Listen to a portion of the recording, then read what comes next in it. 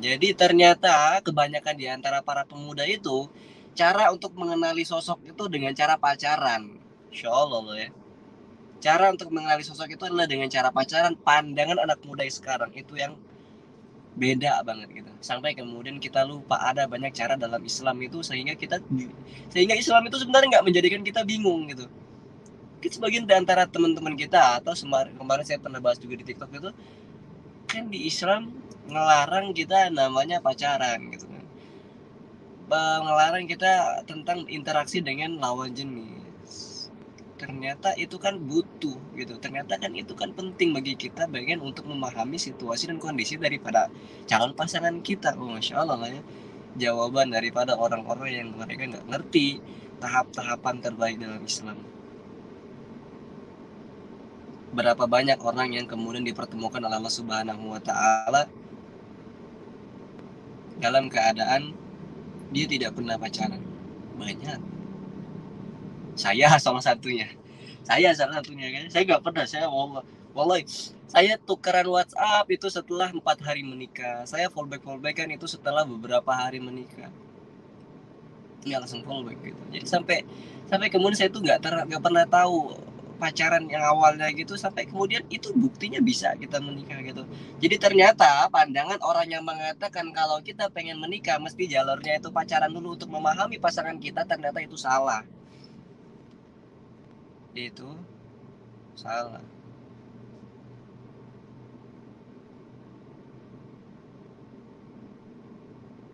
Sepi banget kalau chat daripada di Google yoi.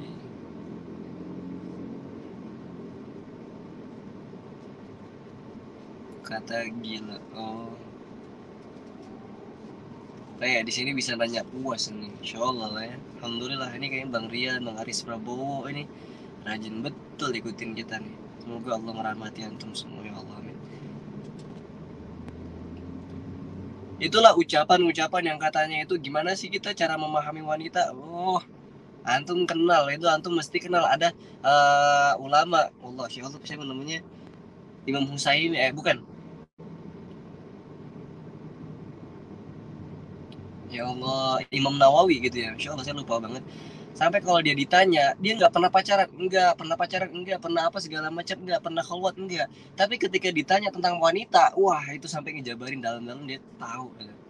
Ya ternyata Allah itu banyak cara memahami kita tentang wanita. Sama, wanita untuk memahami pria juga sama. Ingat, poin pertama ini untuk laki-laki ya, untuk teman-teman yang nonton di sini laki-laki, tungkahul azwaja li arba'in gitu. Nikahilah perempuan itu gara-gara 4 hal.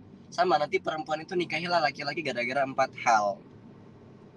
Tungkahul azwaja li arba'in. Jadi ini kayak Nabi Hurairah radhiyallahu anhu anna Nabi sallallahu alaihi wasallam, hadis Rasulullah, tungkahul mar'ah li arba'in gitu. Jadi kamu nikahi perempuan itu karena 4 hal.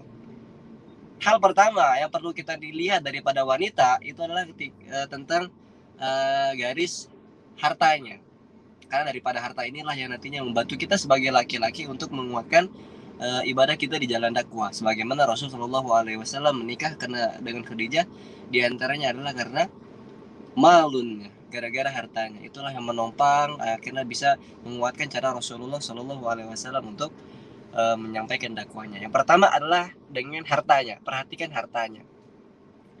Kalau hartanya sudah ada, lanjut ke yang kedua adalah tentang garis keturunannya. Wah, siapa sih yang nggak pengen? Mungkin ada sih, bukan siapa yang nggak pengen. Mungkin ada orang yang bahasanya itu child free ya. Kalau kita baru-baru kerame ini terakhir, ternyata ada orang yang ketika pengen menikah itu bukan karena garis keturunan, bukan. Ternyata dia pengen nikah itu nggak tahu saya tujuan nikah untuk apa gitu ya.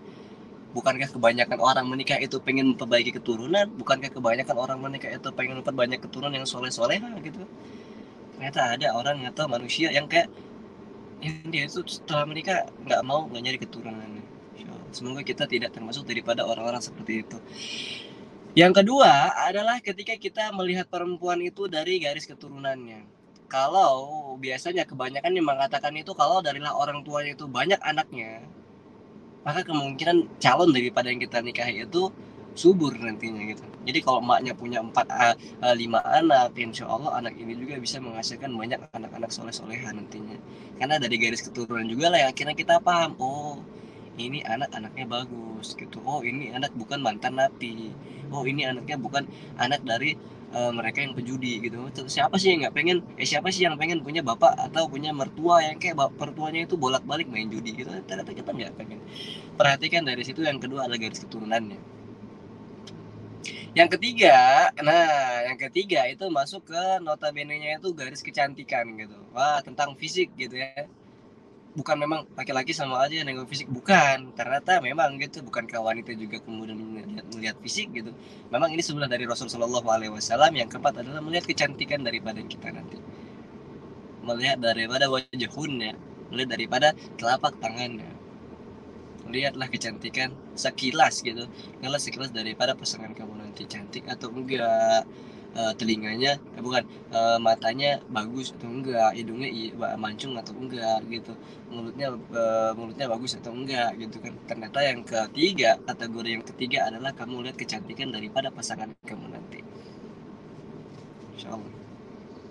Yang keempat itu tentang lidi nih. Nah, yang keempat itu ini untuk laki-laki ke perempuan nih.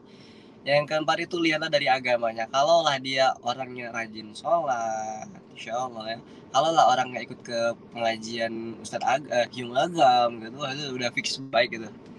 Kalau lah dia itu tiap hari ikut kajian sore gitu, kemudian dapat lagi dan segala macam, pokoknya dia udah dapat tentang agamanya, dapat banget feelnya gitu. Nah itu udahlah, maju aja, jalurnya dapat tuh. Itu yang cara laki-laki untuk mendapati perempuan. Lihat empat ini sama loh kayak perempuan itu pengen mendapatkan laki-laki atau suami soleha, itu perhatikan empat juga gitu.